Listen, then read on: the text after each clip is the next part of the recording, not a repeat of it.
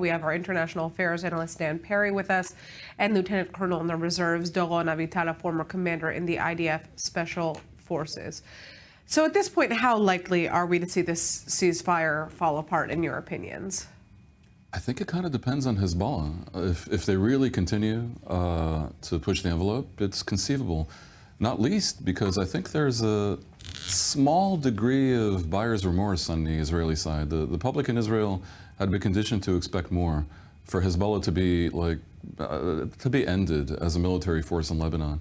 The fact is that instead of this war proving decisive in a complete paradigm shift in Lebanon, with an implementation of Security Council Resolution 1559 that involves a disarming of Hezbollah, like in a normal country, Israel didn't demand that. And it's looking like yet another round. Now, the Israeli public paid a big price for what would be just another round.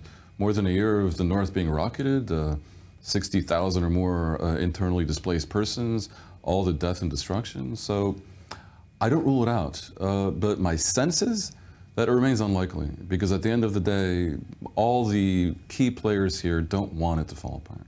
That includes Hezbollah and Iran, the state of Lebanon, Israel, and of course, France and the US and the other mediators.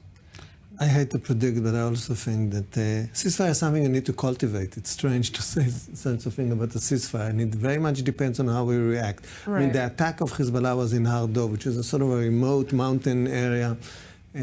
So we had to counterattack dramatically, but not to go all the way, for example, to Beirut. I don't think it's only the American pressure not to do it. I think it was smart. And if we'll be measured, I think there's a real interest on behalf of Hezbollah, Lebanon, and all the other players to keep this ceasefire. And also, we can't keep our citizens away from their home and villages for too long, because then bringing them back would be like building the state again. So it's true that those voices, you hear the voices in the north from people in the north, the leaders of the municipality leaders that all the time say things like, well, we should have done more, we should have gone to 1559, sure. But I don't think it's achievable, and I think in this context, let's be cautious. That's what the thing is, when they attack Har Dov, which is a Sheba Farms from their perspective, they don't recognize it as part of Israel. That's the game they're playing. Yeah, they're playing all the time. They're all the time playing on those border games, of course. Sheba Farms having been in dispute between Syria and Lebanon before Israel occupied the Golan Heights. So they're not attacking Israel. Yeah. They're trying to, as I said, push the envelope and see if they can get away with something here. Exactly. So we have to be very sharp, but I think it's also in our interest right now not to open this front again, and let's hope we succeed. I'd like to discuss these reports that the Palestinian Authority and Hamas have essentially signed a document agreeing to form a joint committee that would end up running the Gaza Strip post-war. First of all, is there any world in which we could actually see the PA and Hamas work together? After this, I want to get to whether or not Israel will accept it, but let's talk about this proposal that's on the ground in the first place and what that would practically look like. Fatah and Hamas have had a unity government before, in the mid-2000s, and its end was an unhappy one. And they've been talking about reforming such a government for a long time. And there's been efforts to have technocratic governments that are backed by both Fatah and Hamas. I think it's not inconceivable, and it might be an elegant way out of a seemingly impossible situation. Putting aside whether Israel would agree, the Palestinians themselves need to come up with a method to make whatever happens be palatable for public opinion among the Palestinians. Regrettably, Hamas does not appear to have been as crushed in Palestinian public opinion as they deserve. And so it may be simpler. And to do this, and may enable the PA and Fatah to appear as if they're not doing Israel's bidding somehow. It'll be difficult for Israel to accept. Right, exactly. That brings us to the next question, whether or not there's any, world in which Israel would accept this, given the fact that, from the beginning, the Israeli government has said there is absolutely no way that Hamas is going to play any role in running a government in Gaza post-war. I think there is a world, and it's called Trump world. Basically.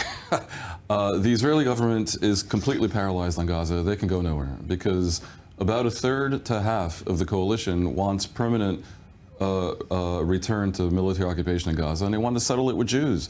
And the more ridiculous ones even dream of somehow compelling the Palestinians to leave. Now, Netanyahu, whose actions are generally driven by his obsession to remain in power, basically, is unlikely to take on, almost half of his coalition.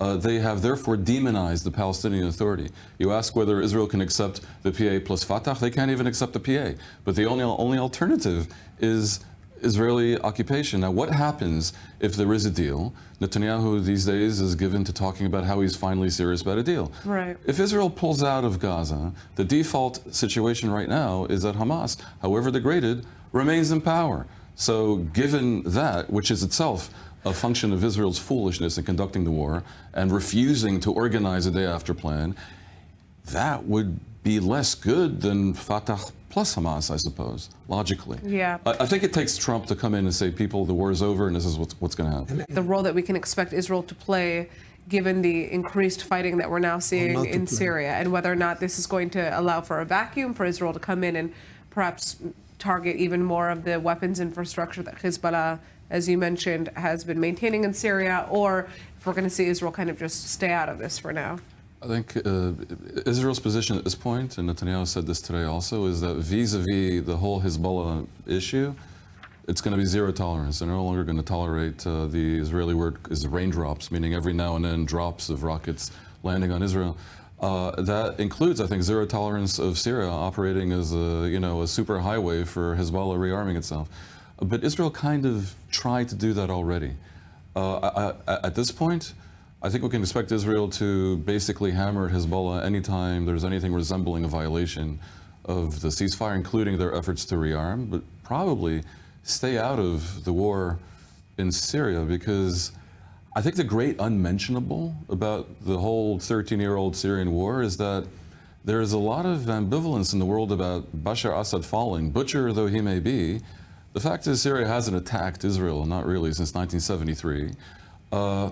And the rebels arrayed against him are not exactly the nice liberal rebels that want to do peace with Israel, but more likely some version of supporters of al-Qaeda. And Right. Israel cannot afford to have them in control of Assad's chemical weapons and sitting on Israel's Golan border. So this is All really right. the dilemma, because in the end, Hezbollah was back. The moment Hezbollah was destroyed in the fashion that it was destroyed, then of course this gave way to those rebels to threaten Absolutely. Bashar. Yeah. So this is a real dilemma, because it's not clear how we play it. We don't want to play any civil war. We can play humanitarian aid as we did in the previous phase of the civil war. But we played the 82 civil war in Lebanon, which was an easier geometry. We should never play it here.